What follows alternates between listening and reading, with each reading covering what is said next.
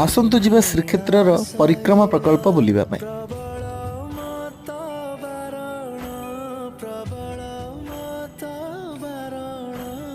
सतरे परिक्रमा प्रकल्प देखि मन को शांति मिलगला।